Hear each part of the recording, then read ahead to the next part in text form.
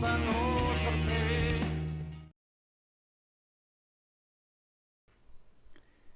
Il était une fois un jeune berger que l'on nommait Pipi-Menou.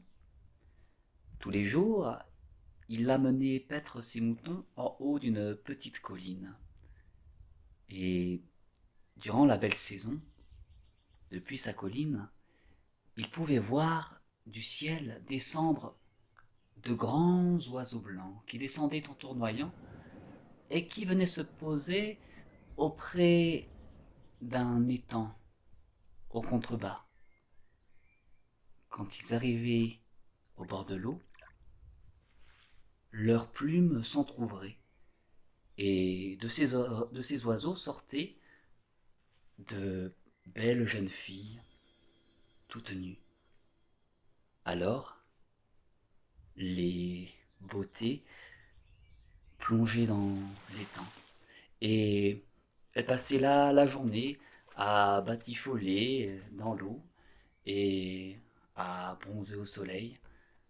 Enfin, quand le soir arrivait et qu'il était l'heure pour Pipi-Menou de ramener ses moutons, les jeunes demoiselles reprenaient leur habit de plume et, sous leur forme d'oiseaux, s'envolaient et disparaissaient dans les nuages.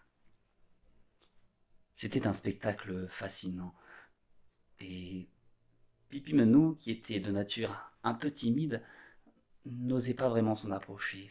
Cependant, un soir, en rentrant chez lui, il finit par en parler à table, au moment du souper. Alors sa grand-mère lui dit: Oh, mais oui, ce sont les femmes cygnes, ce sont les filles d'un puissant magicien. Il habite dans les nuages, dans un grand château, plein de dorures et de pierres précieuses. Et on dit qu'il est accroché par 4 grandes chaînes d'or. Mais, grand-mère, répondit Pépimenou, ce château, il est possible d'aller le voir. Eh bien, ce n'est pas facile, mais quelqu'un a réussi à le faire. Un jeune homme qui devait avoir à peu près ton âge est allé là-haut et il en est revenu. Et c'est de lui que nous connaissons tous ces détails.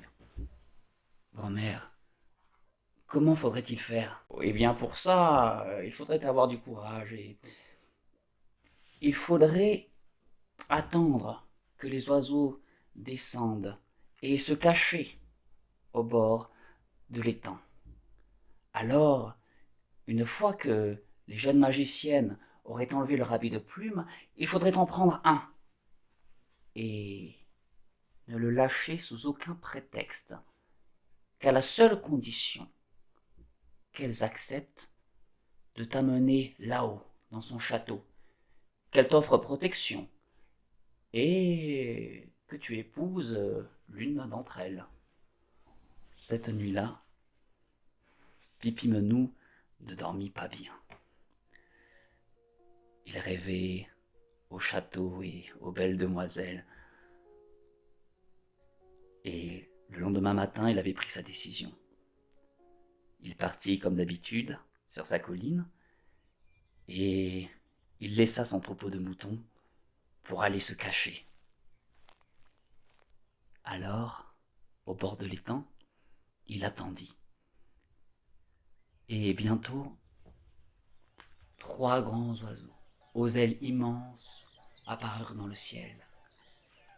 Et ils firent de grands cercles, puis vinrent se poser près de lui, sans le voir.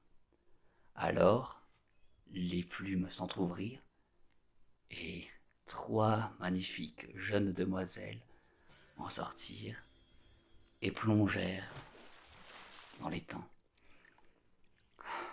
C'était un spectacle merveilleux, mais Pipi-Menou ne se laissa pas distraire, il savait ce qu'il avait à faire.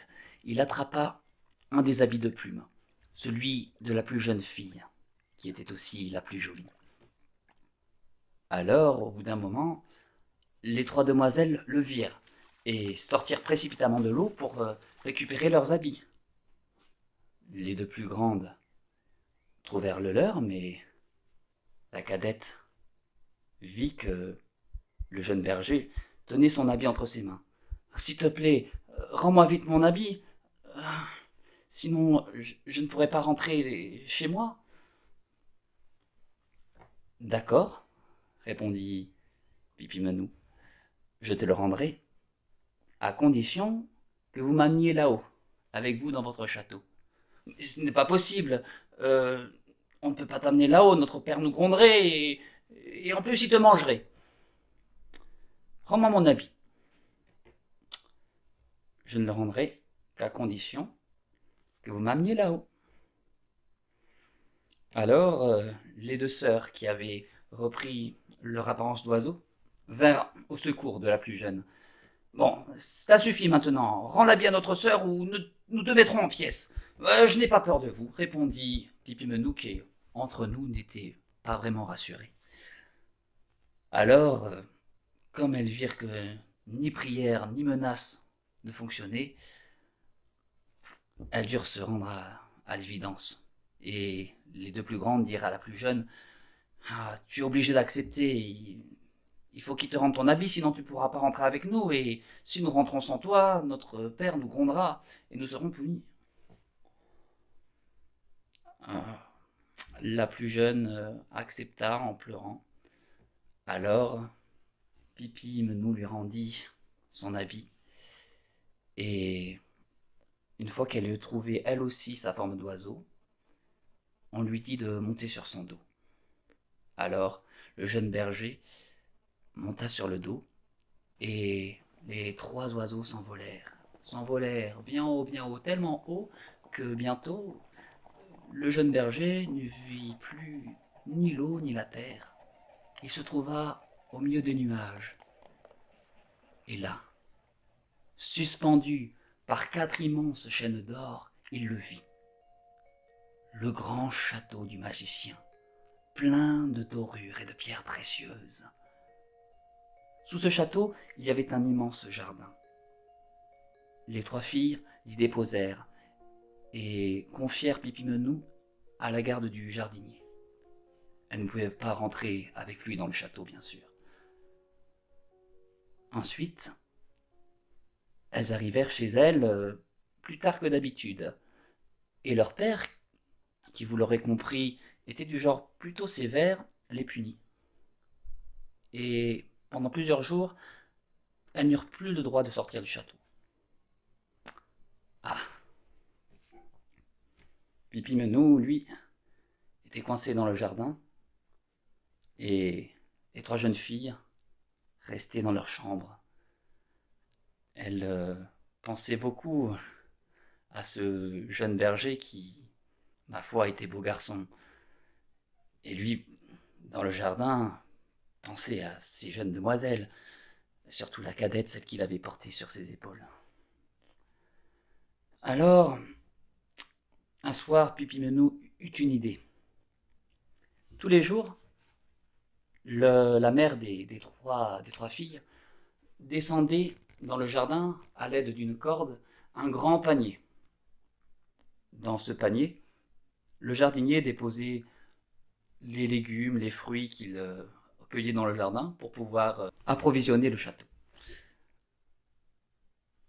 Un soir donc, Pipimenou vint se glisser tout au fond du panier, sous les choux, les carottes et les autres légumes. Et au moment de remonter le panier, la mère trouva le panier bien lourd. Oh, mais qu'as-tu mis à l'intérieur? Le jardinier ne répondit pas car ce jour-là, il avait justement confié la tâche à Pipimenou de remplir le panier. Mais la plus jeune des demoiselles, la cadette, était à sa fenêtre à ce moment-là et elle avait vu le jeune berger caché au fond du panier. Très vite, elle a couru dans la cuisine pour aider sa mère. Oh, ma mère, ne vous fatiguez pas, vous voyez que ce panier est trop lourd, vous êtes bien vieille pour faire cela maintenant. Laissez-moi faire, ne vous fatiguez pas. La mère fut bien contente que sa fille lui propose son aide, et aussi elle accepta. Alors, la jeune fille hissa le panier, Et le jeune berger se retrouva avec elle dans la cuisine. Très discrètement, elle l'amena dans sa chambre, où il passa la nuit avec elle. Le lendemain, de bonne heure, avant que tout le monde se réveille, elle redescendit par le même chemin. Dans le panier, il repassa la journée dans le jardin. Ah, leur petite astuce fonctionna ainsi pendant plusieurs soirs, jusqu'au moment où les deux sœurs qui n'étaient pas dupes finirent par se douter de quelque chose.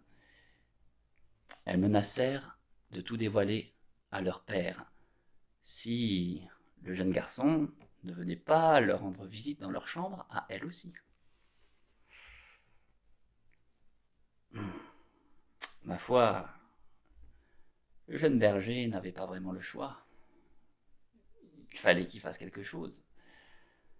Alors il décida de s'enfuir avec sa bien-aimée.